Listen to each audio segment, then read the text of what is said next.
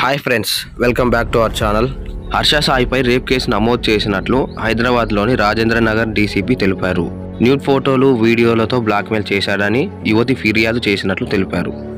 యువతి ఫిర్యాదుతో అతడిపై అత్యాచారం కేసు నమోదైంది. కాగా హర్ష సాయి పరారీలో ఉన్నారేమో అని బృందాలతో ఏర్పడి పోలీసులు గాలిస్తున్నారు. హర్ష సాయి పైన 376(2), 376(N), 354 సెక్షన్ల కింద కేసు నమోదైంది. బాధితురాలని మెడికల్ టెస్టులకు పంపించారు. హర్ష సాయి నిజంగానే అలా చేశాడా?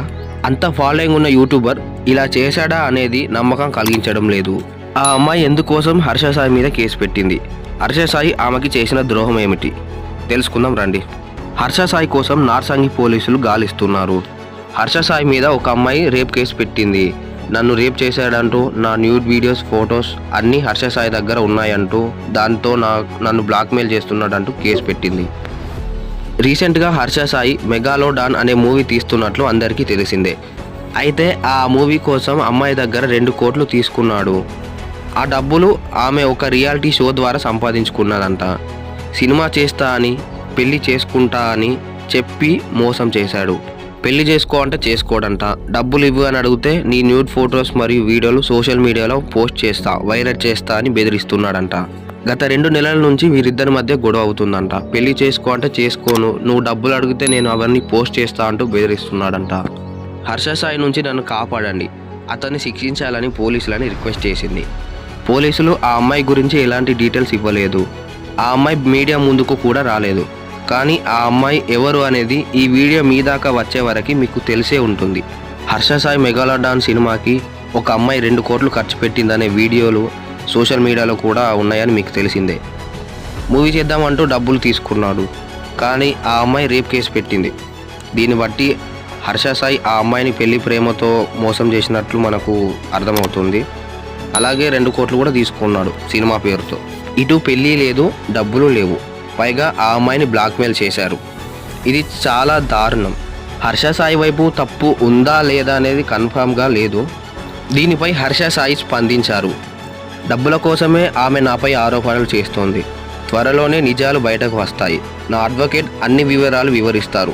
నేనేంటో నా ఫాలోవర్స్కు తెలుసు అని ఇన్స్టాలో పోస్ట్ చేశారు.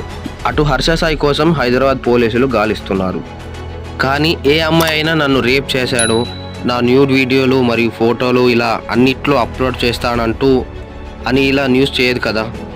ప్రతి అమ్మాయికి మానం, శీలం చాలా ఇంపార్టెంట్. నిజంగా వారిపైన అలా జరిగినా కానీ పరువు కోసం లేదు అనే చెప్తారు, లేదా ప్రాణాలు తీసుకుంటారు. ఇలా అమ్మాయే నోరు విప్పి చెప్పింది అంటే ఆలోచించాల్సి ఉంది కదా. ఒకవేళ హర్ష సాయి ఎలాంటి తప్పు చేయలేదు అనుకుందాం. హర్ష సాయి ఎక్కడున్నాడు? సెప్టెంబర్ 24 రాత్రి 7 గంటలకు కేసు ఫైల్ అయింది కదా. పరారీలో ఏమైనా ఉన్నాడా మరి? పోలీసులు అయితే అతని కోసం గ్రూపులుగా వెతుకుతున్నారు. వారికి దొరికితే నిజాలు ఏంటనేది మనకి తెలుస్తాయి. హర్ష సాయి స్పందించారు కదా, డబ్బుల కోసం ఆమె ఇలా చేస్తుందని. కానీ ఏ అమ్మాయి అయినా కానీ తన మానాన్ని ఇలా పదనుగా పెట్టదు కదా డబ్బుల కోసం. హర్ష సాయి బెట్టింగ్ యాప్లని ప్రమోట్ చేస్తున్నాడనే కాంట్రవర్సీ ఇంకా క్లియర్ కాకముందే ఇలా కేసు ఫైల్ అవ్వడం, 2 నెలల నుంచి ఆ అమ్మాయిని వేధించడం బాధాకరం. అలా బెట్టింగ్ యాప్ల ప్రమోషన్ల ద్వారా చాలా అమాయకులు ఎన్నో ఇబ్బందులు పడ్డారు. వారిలో అప్పుల బాధలకు మరణించిన వారు కూడా ఉంటారు కదా. అయినా హర్ష సాయికి చాలా మంది ఫాలోవర్స్ ఉన్నారు కదా, మిలియన్స్లో. 4 ఛానల్స్ ఉంటాయి. చిన్న యూట్యూబర్స్ అంటే రెవెన్యూ తక్కువ వస్తుంది కాబట్టి ప్రమోట్ చేస్తున్నాడు అంటే ఒక అర్థం. ఇతనికి 4 ఛానళ్ళు ఉన్నాయి, వాటికి 5 మిలియన్స్ ప్లస్ సబ్స్క్రైబర్స్ ఉన్నారు. హర్ష సాయి ఆ అమ్మాయిని అలా వేధించడం, ఆ అమ్మాయి హర్ష సాయి పైన కేసు పెట్టడం, దాని గురించి మీరేమనుకుంటున్నారో కామెంట్ సెక్షన్లో కామెంట్ చేయండి. ఈ వీడియో మీకు నచ్చినట్లయితే లైక్ చేయండి, షేర్ చేయండి మరియు సబ్స్క్రైబ్ చేసుకోండి.